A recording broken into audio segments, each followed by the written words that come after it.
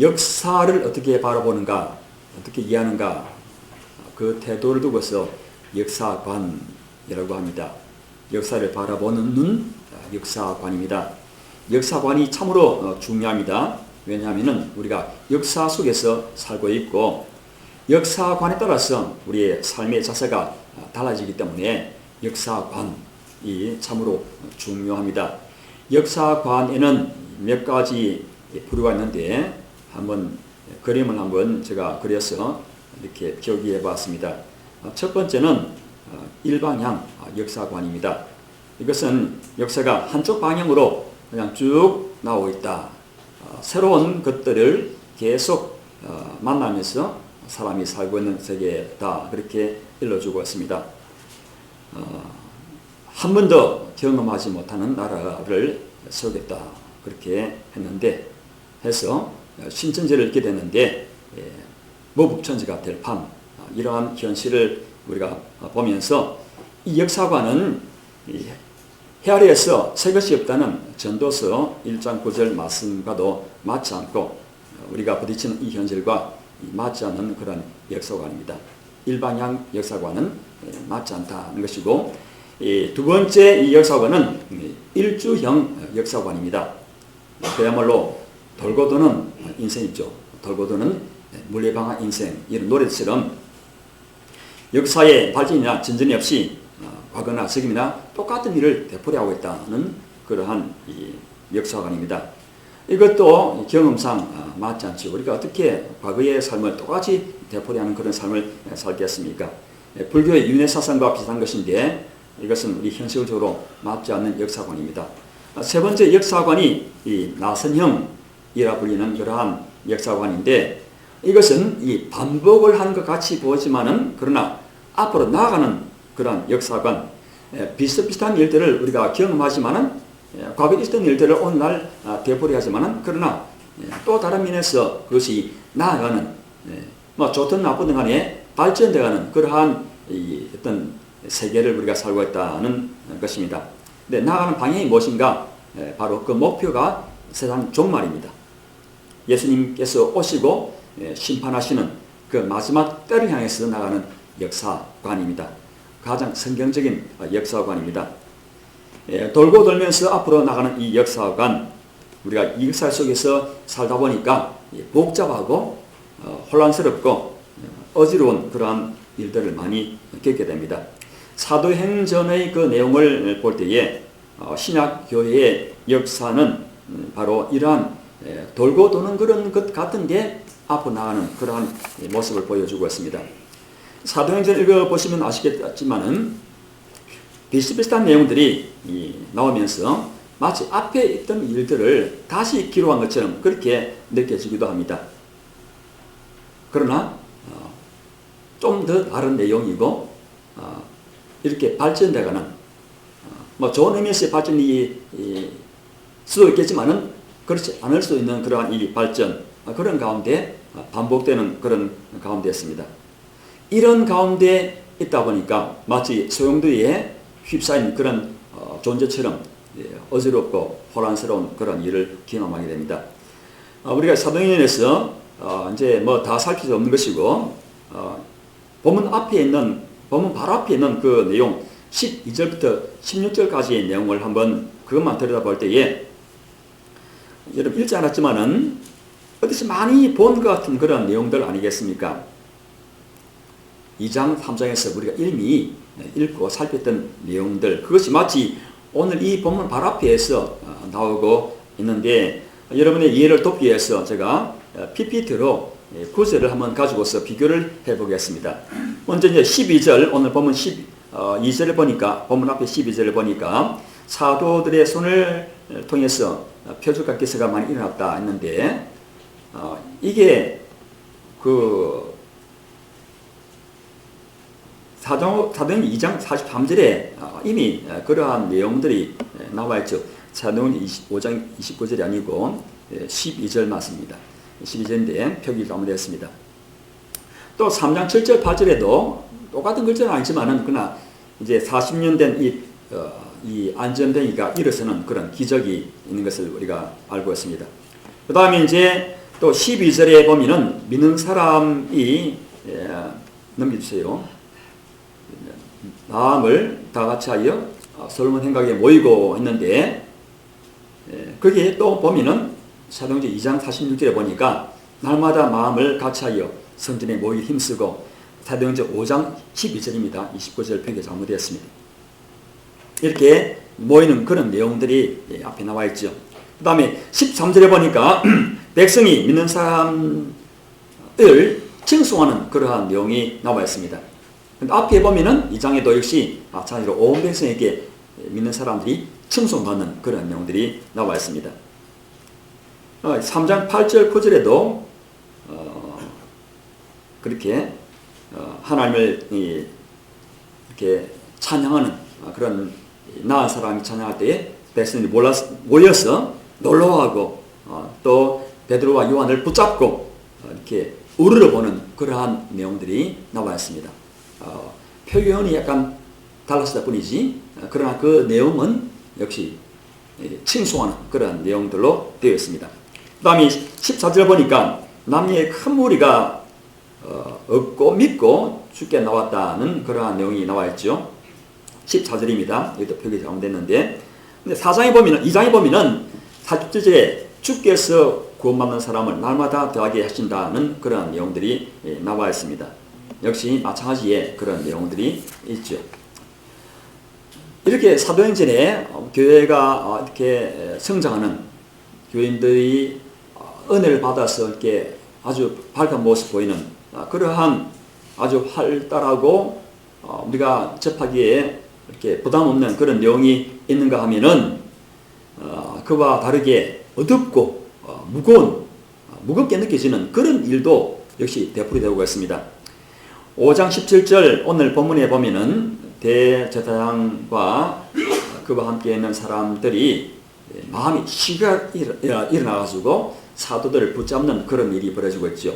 그런데 이제 4장에 보면은 역시 마찬가지로 이 종교 지도자들이 사도들이 전도하는 것을 싫어하는 그런 내용들 표현이 다르다 보니지 역시 그들이 가지는 그 태도가 같았다는 것이 되풀이되고 있습니다.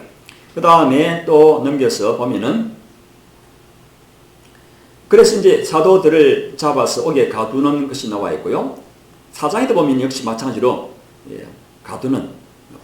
가두는 체포해서 가두는 그런 내용들이 나와 있습니다.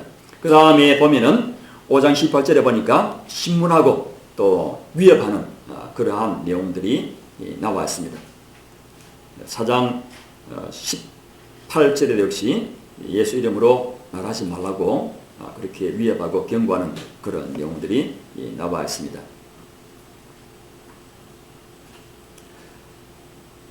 12장에도 보면은 이러한 그 사도들이 잡혀가지고 또 이렇게 오래 갇히고 어떤 사형당할 위기에 처하는 그런 내용들이 또 나오고 있습니다. 이렇게 사도행전은 이렇게 크게 보면 이렇게 아까 그림 보았듯이 반복되어지는 그러면서 나가는 그런 형태를 취하고 있습니다. 우리의 일상생활을 보더라도 역시 반복의 연속 아니겠습니까? 아침에 일어나서 씻고 밥 먹고 오전에 활동하고 또 점심 먹고 오후에 활동하고 저녁이 되어서 저녁 먹고 씻고 자고 어제 그랬고 오늘 그러고 내일도 그렇게 할 것이고 그러면 이런 반복의 일상이 우리 생활 가운데 일어나고 있습니다. 경험하면서 볼 때에 전혀 새로운 것을 겪기보다는 똑같은 그런 것들 비슷한 것들을 우리가 되풀이하고 있습니다. 우리의 일상생활 날마다의 삶이 그렇고 우리 일생을 두고 볼 때도 역시 마찬가지 아니겠습니까? 우리 청년 젊은이 학생 때는 공부하고 시험 치는 이러한 어떤 일들을 20년간 반복하시고 30살 많게 잡아서 30살 될 때까지 그렇게 시험 준비할 때까지 시험 치고 준비하는 그 일들이 있습니다. 그다음 이제 작년쯤 되면은 일해서 돈 벌고 쓰고 하는 그런 일들을 한 30년간 그렇게 합니다. 그런 일들 날마다 돈 벌고 이렇게 쓰고 하는 그런 일들 되풀이합니다. 그 다음 이제 노인 되면은 어떻습니까? 병원 가고 약 타고 뭐 그런 어떤 것들이 삶 가운데 많이 찾아는 그런 세월 한 20년간. 그래서 이제 20년, 30년, 20년, 한 80살, 80년 정도 이렇게 반복하는 이런 그 연령층마다 반복하는 그런 세월을 살다가 우리가 인생을 이제 종지부짓는 그런 결말을 맞게 됩니다. 우리 신앙생활도 이 반복하는 것이 많지 않습니까? 주일 되면 예배드리고 주중에 또 기도회를 모이고 전도하고 봉사하고 비슷비슷한 그러한 어떤 형태, 패턴을 가지고서 신앙생활을 하고 있습니다. 1년 전에도 역시 마찬가지로 우리가 그렇게 해왔고 올해도 지금까지 그렇게 해왔고 남은 기간도 그렇게 할 것이고 아마 우리가 주님 부르실 그때까지 지금까지 했듯이 비슷하게 이렇게 신앙생활을 해 갈 것입니다. 우리가 수십 년 설교를 듣는 가운데 있는데 그걸 다 모아가지고 크게 보면은 그 설교가 그 설교이고 비슷한 그런 내용들을 우리가 들었고 또 그에 따라서 우리가 신앙을 활동하는 것도 마찬가지로 비슷한 그런 것들을 되풀이하고 있습니다.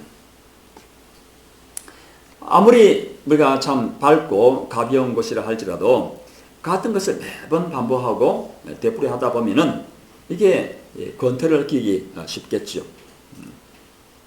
처음에는 뭔가 좀 이렇게 새로운 맛에서 기대감을 가지지만은 좀 하다 보면은 또 식상해하고 권태를 느끼면서 무기력함을 느끼는 그런 경우가 많습니다. 그래서 뭔가 새로운 것이 없는가 그렇게 두리번거리게 됩니다. 새로운 조금 더 색다른 그런 말을 들으면은 거기에 뭐가 있는 모양이다 싶어서 귀를 기울이고 관심을 쏟습니다.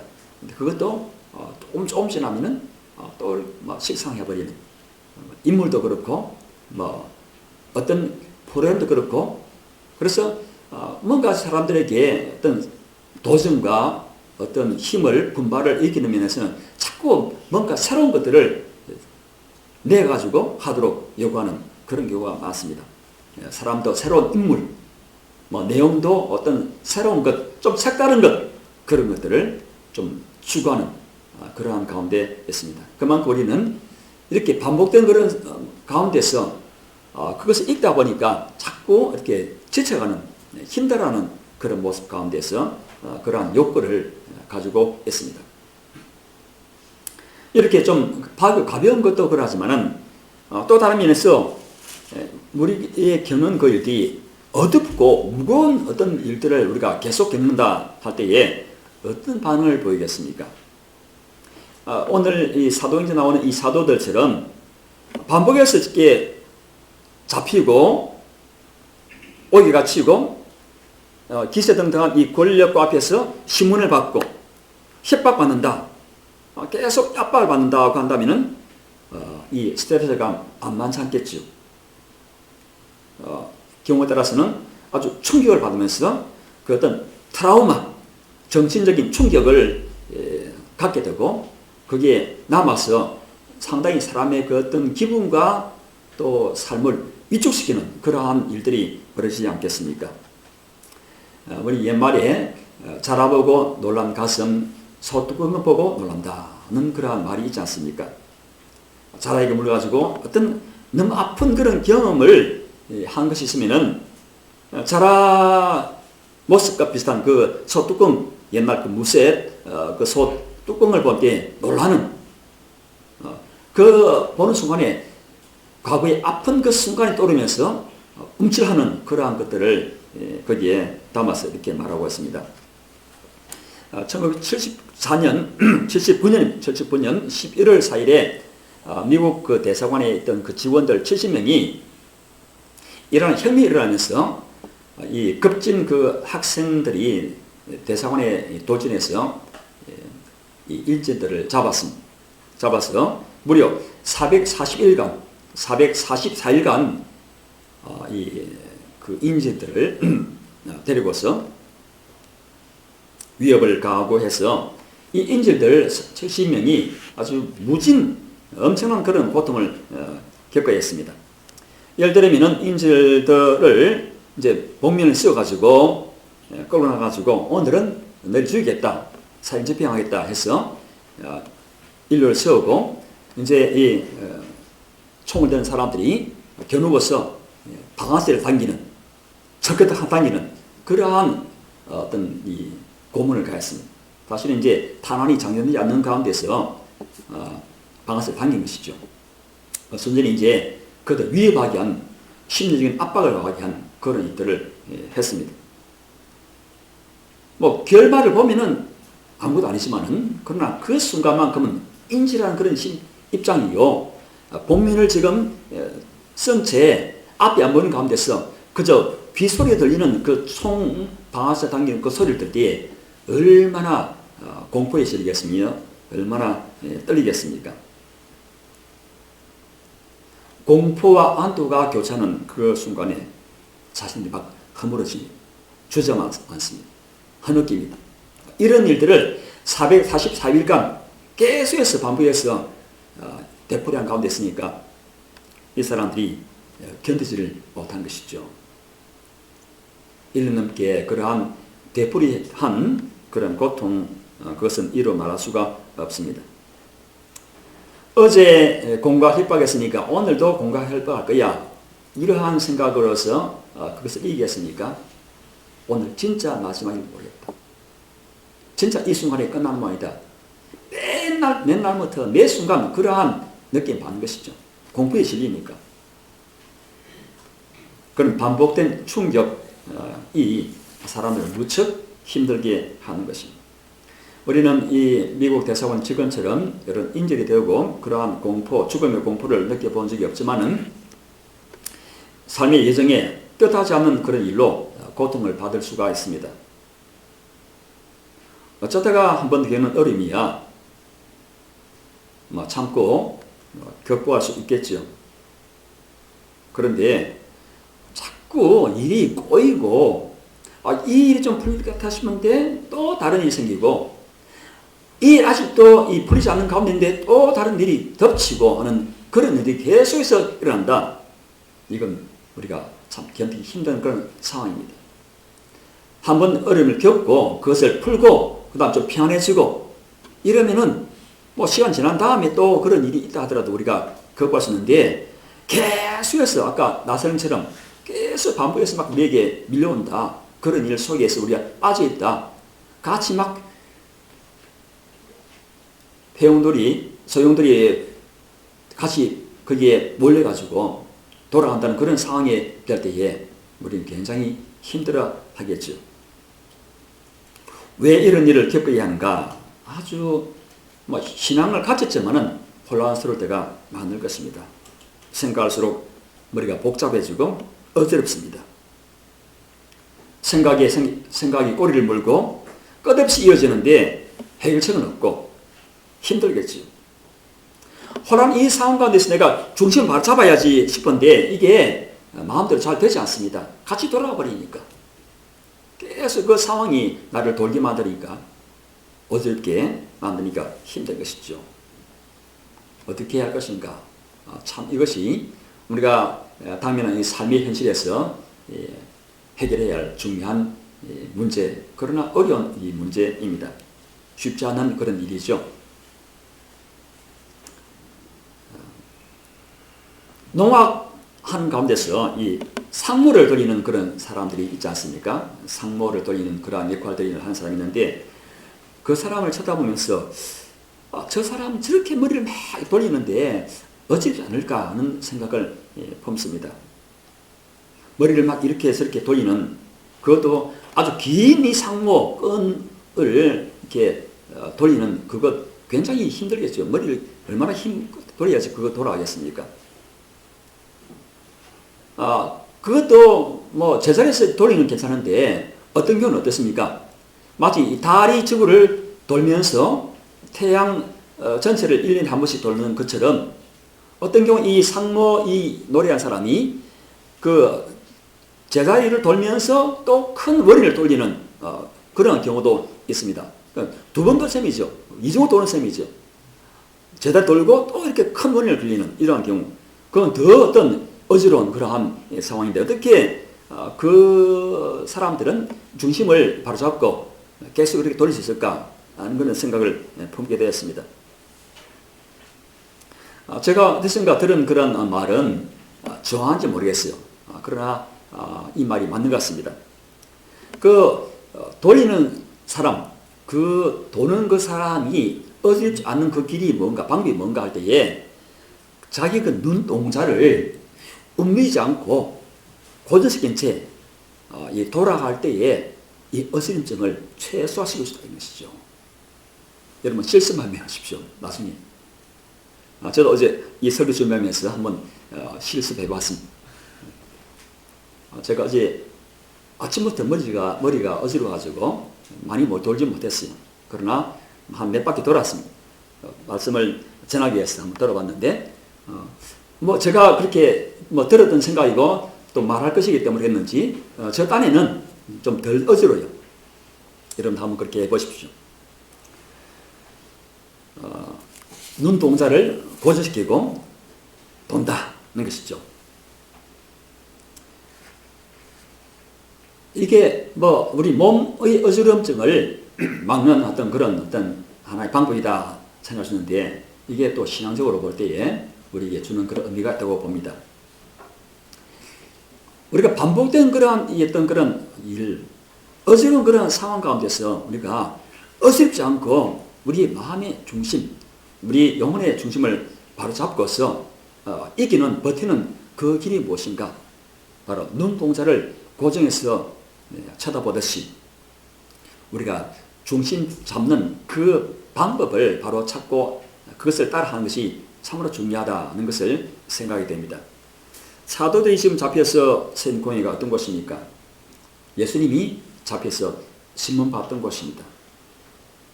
사도들을 세워놓고 신문한 대제사장이 누굽니까? 바로 예수님께 신성 모독죄를 뒤집어쓰어서 사형으로 몰아갔던 사람 아닙니까? 사도들은 지금 까딱하면은 예수님처럼 그렇게 당할 그런 위기에 처했습니다. 죽음으로 내몰릴 수가 있습니다. 생각하면 불안합니다. 사람 마음이라는 것이 약한 거 아니겠습니까? 죽으면 죽었지 주님을 번치 않습니다. 않겠습니다. 하고 이 베드로도 막상 이런 살벌한 분위기에 들어가니까 그만 마음 약해지면서 예수님 모른다고 3번씩이나 부인했습니다. 베드로가 지금 잡혀 신문받는 이곳은 바로 주님께서 잡히신 신문 받으신 곳, 그곳이 그곳에 잡혀 지금 신문을 받고 있습니다.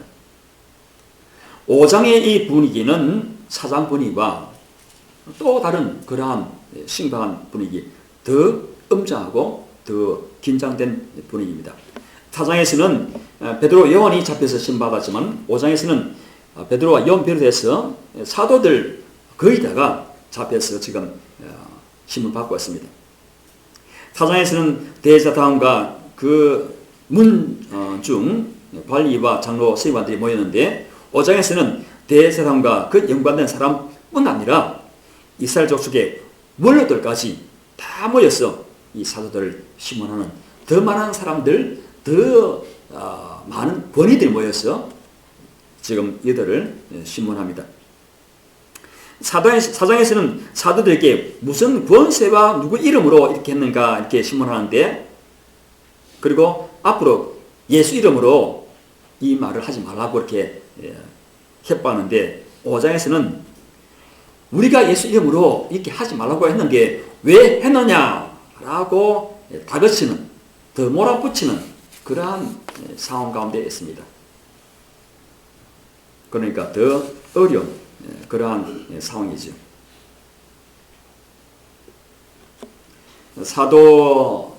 사도들이 예수를 전한 이것이 이 대제사장에게는 굉장히 자기를 위협하는 것으로 봅니다.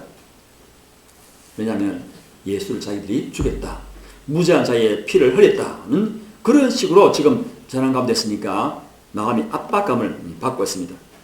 신경이 곤두서고 날카로워진 그런 태도로 사도들을 지금 신문하고 협박합니다. 성경에 이제 무죄한 자의 피를 흘린 사람은 그 대가를 받아야 한다는 그 말씀을 이 대장이 너무나 잘 알기 때문에 사도들이 바로 그렇게 한 그 일들이 바로 자기를 성경 이 말씀에 근거해서 지금 몰아붙이는 것으로 보고서 굉장히 압박감을 받는 가운데 있는 것이죠. 그래서 강경하게 이 사도들을 지금 몰아붙이고 신문하고자 합니다. 그런데 사도들의 태도가 전과 비교할 수준으로 강합니다. 아주 강하게 그 압박을 대응합니다.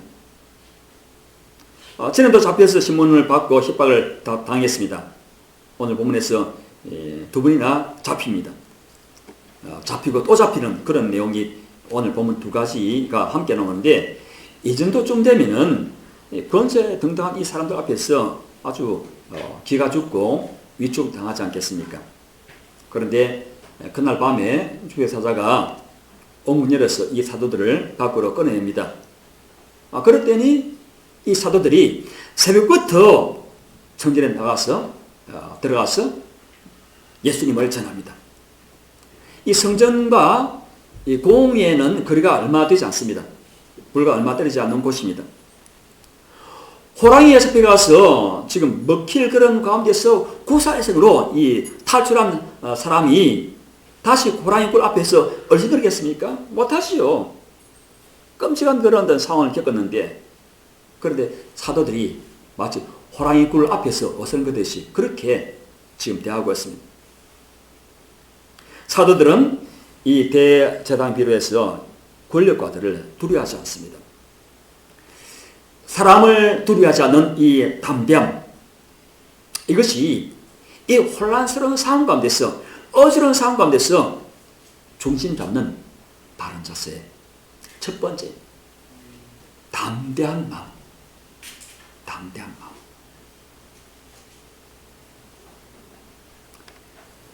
이전에 베드로를 비롯해서 12제자들이 기생 등등한 이 제사장들과 권세자 집에서 뭐 정신없이 부인하고 도망이 거꾸했습니다. 아주 정신을 못 차릴 정도였죠. 아니다라고 그렇게 부인하고 어쩐지 살아남아야겠다는 그런 마음이었어. 그런데 지금은 조금 더 이 대장과 그 권세가들을 두려워하지 않습니다. 어째서 이렇게 대담하게 나갈 수가 있었는가? 그것은 다름 아닌 하나님을 두려워하기 때문에 그렇습니다. 29절 말씀을 같이 읽겠습니다. 29절 말씀. 베드로와 사도들이 대답하여 이르되 사람보다 하나님께 순종하는 것이 마땅하니라. 하나님을 두려워해서 하나님께 순종하고자 합니다. 사람보다 하나님을 두려워하기 때문에 하나님께 순종할 수가 있습니다. 사람을 두려워하면 하나님을 두려워하지 않습니다. 사람을 두려워하면 하나님 말씀을 순종하기 힘듭니다. 그렇게 되면 그 두려움에서 벗어나지를 못합니다. 입에 꼬인 것을 풀지를 못합니다. 잠언 29장 25절 말씀 너무나 우리에게 중요한 말씀인데 같이 읽겠습니다. 사람을 두려워하면 올무에 걸리게 되거니와 여호와를 의지하는 자는 안전하리라. 여러분의 일상생활 가운데서 이 말씀 너무나 중요합니다. 왜 일이 꼬입니까? 왜 일이 잘 풀고자 하는데 일이 꼬입니까? 사람을 두려워하기 때문에 그렇습니다. 사람을 두려워하기 때문에. 사람을 의식하기 때문에. 사람을 두려워하다 보니까 하나님의 안중이 없습니다. 하나님 생각지 않습니다. 여호와를 의지하는 자, 다시 말해서 여호와를 경외하는 자, 여호와를 존경하고 두려워하는 자는 안전하다, 평안하다, 그렇게 말씀하고 있습니다. 여러분은 사람보다 하나님을 두려워하십니까? 하나님을 두려워하십니까? 하나님을 두려워해야 됩니다. 하나님을 두려워하는 사람이 가장 담대한 사람입니다. 종교 지도자들은 뜻밖에도 하나님을 두려워하지 않습니다. 그들은 사람을 두려워합니다. 26절 보십시오. 26절 보니까 성전 맡은 자가 부하들과 같이 가서 그들을 잡아왔으나 강제로 못하면 백성들이 돌로 칠까 두려워합니다라. 누굴 두려워합니까? 하나님이 아니라 사람을. 이런 모습은 이번뿐 아니라 4장 22절에도 보면은 관리들이 백성들 때문에 백성을 두려워해서 백성 의식해서 베드로와 요한을 어찌 하지 못하는, 처벌하지 못하는, 방법을 찾지 못하는 그런 모습을 보여주고 있습니다. 하나님만이 사람을 의식하고 사람을 두려워하니까 안절부절 중심을 잡지 못하고 갈팡질팡 가기를 찾지 못한 가운데 있습니다. 사도들은 이뿐 아니라 전번에도 담대하게 말했지요. 너희가 십자가에 못 박아 죽인 예수를 하나님이 살리셨다. 어디 앞에서 그런 말 합니까? 아까 말씀드린 것이 내가 죽였다는 것은 무지한 죄를 죽였다는 말인데 그것은 성경 말씀에 따라서 대사님 너무나 잘 알고 있는 이 말씀에 따라서 내가 그 피 흘린 그 죄값을 내가 당해야 한다는 그러한 뜻이 그게 담겨 있습니다. 그 어느 안중에로 그런 말 하겠습니까? 그러나 이 베드로 비유에서 사도들은 담대하게 당당하게 그렇게 말한 것입니다. 이 말씀 사람을 두려워하지 않고 하나님을 두려워한 것 이건 너무나 우리의 삶 가운데 중요한 삶의 원리 혼란스러운 삶 가운데서의 중심 잡기 방법입니다. 예수님께서 일찍이 제자들에게 이런 말씀을 하셨습니다. 마태복음 10장 28절에 보니까 같이 읽겠습니다. 몸은 죽여도 영혼은 능히 죽이지 못하는 자들을 두려워하지 말고 오직 몸과 영혼을 능히 지옥에 멸하실 수 있는 이를 두려워하라. 우리 몸을 죽이는 우리 목에 칼을 대는 사람을 두려워하지 말고 그 몸도 죽일 뿐더러 그 영혼까지 지옥에 던져 멸하시는 하나님을 두려워하는 그런 말씀을 하시고 계십니다. 우리의 모든 상황이 정말 빙빙 도는 그러한 소용돌이 같은 그런 상황 가운데 내가 들어가 있고 어지러운 그러한 상황이 우리 앞에 계속 몰려올지라도 마치 회전하는 사람이 눈동자를 혼식일 때에 그 어지러움을 피할 수 있듯이 정신없는 그런 일을 만날지라도 하나님을 경외함으로 하나님을 두려움으로 담대한 마음 그 담대한 마음 가지고서 중심을 바로 잡는 그런 자세를 가져야 할 것입니다. 하나님을 두려우면 사람이 두렵지 않고 세상이 겁나지 않습니다. 하나님의 위대하심 앞에 세상에 벌어진 일들은 아주 하찮은 것뿐일 뿐 하나님은 크고 두려우신 분이십니다. 그 하나님을 깊이 묵상할 때에 우리는 그러한 이 담대한 마음과 함께 그런 고백을 할 수가 있습니다. 그런 고백이 분명할수록 세상에서 무슨 일이 벌어지든 우리가 중심을 바로 잡고 담대하게 살아갈 수가 있습니다. 사도들이 4장에 이어서 5장에서도 동일하게 보여주는 모습이 있는데 그것은 이 증인으로서 3년간의 투철한 그런 모습을 보여줍니다. 사도행에서 베드로 요한이 예수 이름으로 도무지 말하지 말라 경고 받았을 때에 그 보인 반응이 4장 19절 20절 말씀입니다. 그걸 보니까 우리는 보고 들은 것을 말하지 않을 수 없다. 그렇게 말하죠. 또 그 앞에서 너희의 말을 듣는 것이 하나님 말씀을 듣는 것보다 옳은가 판단해보라. 이렇게 분명하게 말합니다. 5장 오늘 본문에서도 이 증인의 이 자세를 잘 보여주는데 32절 앞에 보니까 우리는 이 일의 증인이요 하나님이 자기에게 이렇게 나오고 있습니다. 우리가 이 일의 증인이다 하는 것이죠. 레위기 5장 1절에 따르자면은 이 정인은 보고 들은 것을 그대로 말해야 합니다. 알릴 의무가 있습니다. 말할 그런 책임이 있습니다. 그런데 만약에 보고 아는 대로, 보고 들은 대로 바른 말을 하지 않거나, 혹은 분명히 자기가 보았고 들었는데 불구하고 자기가 불리할까 싶어 침묵한다. 그것은 바른 자세가 아니고 그것은 그에 대한 책임을 져야 한다. 그렇게 아직 말씀하고 있습니다. 우리는 묵비권 그렇게 해서 우리가 말하지 않을 권리가 나겠다. 그렇게 말하지만은 정인으로서는 말해야 합니다.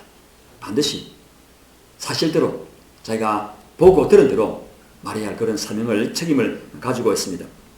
사도들은 바로 이런 것을 내세웁니다. 성경 말씀. 우리는 보았기 때문에, 우리는 들었기 때문에 말할 수밖에 없다는 것이죠. 그런 분명한 태도를 취했습니다. 우리는 정인이다. 예수님을 증언하기 위해서 자기를 세우셨다. 이 사실 믿었고 그 정인의 사명에 충실하고자 했습니다. 정인의 사명에 충실하고자 한 이 자세가 바로 중심지 않는 어지러운 그런 가운데서 중심지 않는 바른 그런 원리였습니다. 사도 바울이 에베소 장로를 불러놓고 그 앞에서 다짐한 또 고백한 내용이 있죠.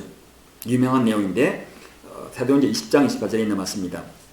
나의 달려갈 길과 주 예수께 받은 사명 곧 하나님 은혜의 복음을 증언하는 일을 마치지 하면은 나의 생명조차 조금도 귀한 것으로 여기지 아니하노라. 그렇게 했습니다.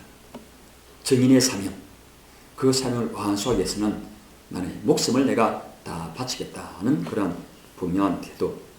이 사도 바울 앞에 뭐가 겁나겠습니까? 목숨 거는 사람인데 세상에 죽음을 두려워하지 않는 사람, 그보다 더 영광한 사람이 어딨겠습니까?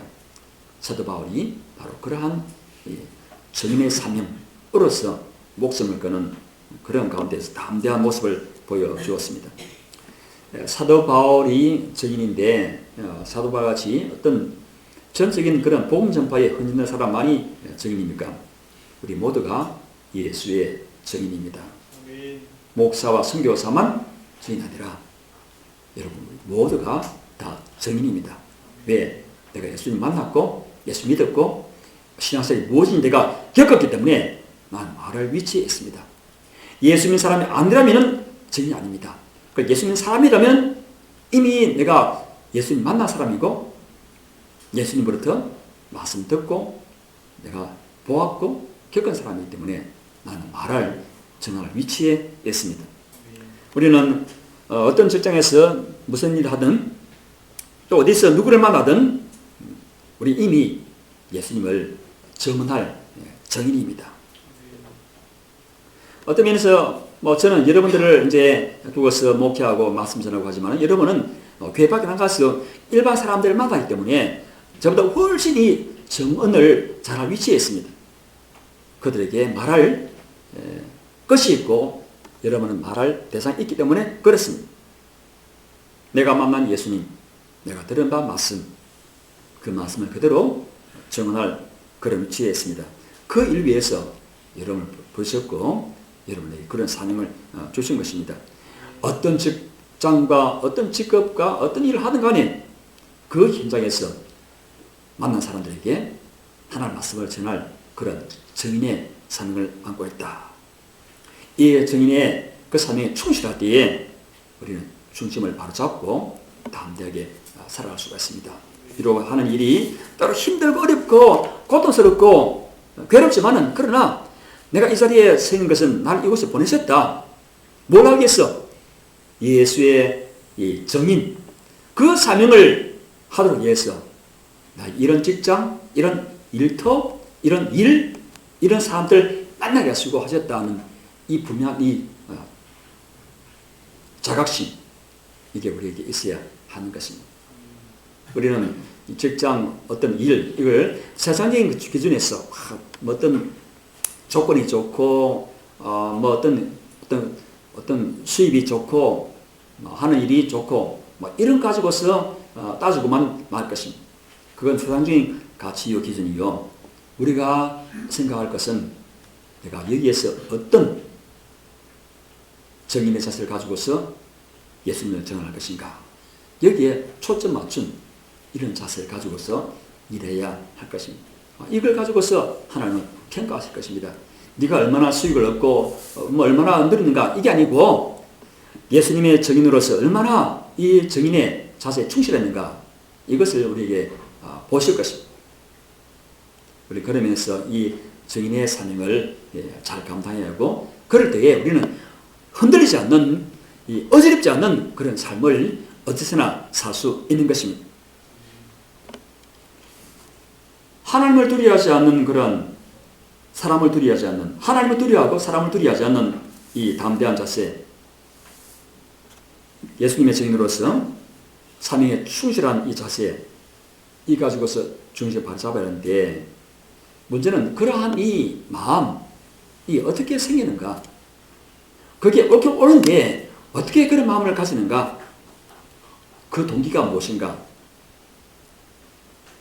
어떻게 하면 하나님을 정말 두려움과 마음을 가지고 살 수 있을 것인가 어떻게 하면 이 사명에 목숨 건 그런 열정을 품을 수 있을까 이러한 생각이 또 나오지 않겠습니까? 32절에 보면은 예수님을 정한 이래 사도들이 증인이요 또 한 분이 계신데 성령도 그러하시다. 바로 성령도 증인이시다. 그렇게 말씀합니다. 사도들이 백성들에게 증인으로 증언하는데 성령이 증언하신다. 것이죠. 어떻게 증언하십니까? 성령은 사도들이 백성들에게 증언할 때에 그 말 가운데 증언하십니다. 성령은 사도들이 말할 때에 기적을 일으켜서 그 증언이 참되다는 것을 그렇게 증명하십니다. 마가복음 13장 11절 마지막 구절인데 같이 읽겠습니다. 사람들이 너희를 끌어다가 넘겨줄 때에 무슨 말을 할까 미리 염려하지 말고 무엇이든지 그때에 너희에게 주시는 그 말을 하라. 말하는 이는 너희가 아니요 성령이시니라. 사도들이 증언한 것 같은데 그러나 성령이 사도들의 말을 가지고서 증언하시는 그런 것을 두고 말씀하고 있습니다. 사도들이 증인이요 또한 성령이 또한 동시에 증인이신 것을 말씀하고 있습니다. 그런데 성령님께서 이렇게 사람들에게 사도들이 말할 때 이 증인으로서 증언하시는데 그때뿐이겠습니까? 성령은 사도들에게 이미 증인으로서 증언하시는 그런 일들을 하십니다. 사도들의 마음에 믿음과 확신과 담대함과 용기와 사명과 열정을 불러일으켜서 이 정의의 일들을 하도록 하신 것입니다. 사도행 4장 8절에 보니까 베드로가 성령 충만해서 담대하게 예수님을 증언한 것이 나와 있습니다. 오전 본문에서도 마찬가지입니다.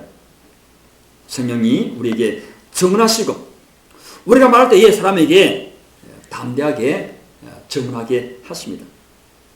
이것은 예수님의 약속입니다. 약속은 이루어지겠지만은 그러나 저절로 실행하면은 이루어지지 않습니다. 그걸 믿어야 하고 붙잡아야 하고 그걸 사모하고 그것을 구해야 합니다. 그래서 예루살렘 교회는 성령 충만 받기까지 오로지 기도에 힘쓰는 그런 모습 보였습니다.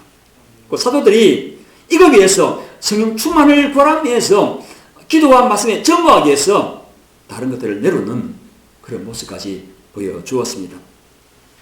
우리가 이 증인으로서 담대하게 이 어지러운 이 세대 가운데서 중심 잡고서 살기 위해서는 성령을 구하여 성령의 충만을 사모하고 우리가 기도해야 됩니다.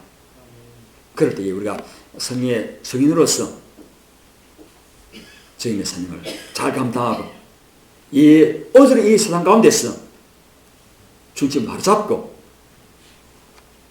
담대하게 예수님을 증언하고 예수님 알리는 이 일들을 감당하게 될 것입니다. 그럴 때에 우리 삶 가운데 아름다운 또 풍성한 열매를 많이 맺히는 보람 있는 그런 신앙생활을 하게 될 것입니다. 이 한 주간도 그런 은혜가 우리 교우들 모두에게 임하기를 바랍니다. 하나님 아버지, 오늘 이 어쩌는 세상 가운데서 우리가 어떻게 중심을 잡고 바라설 것인가 말씀드렸습니다. 하나님을 경외함으로 담대하게 이 정인된 삼위에 충실할 때에 이런 마음을 가질 것이요, 성령의 도우심을 구하고 역사를 우리가 구할 때에 이러한 은혜를 받는 줄 믿사오니 우리 모든 교회에게 이러한 역사가 이루어지게 주시옵기를 원하옵나이다. 이 한 주간도 우리 모든 일터에서, 가정에서, 모든 만난 사람마다 이런 일들이, 이런 놀라운 은혜가 임하게 주시옵기를 원하옵고 예수님 이름으로 기도드리옵나이다. 아멘.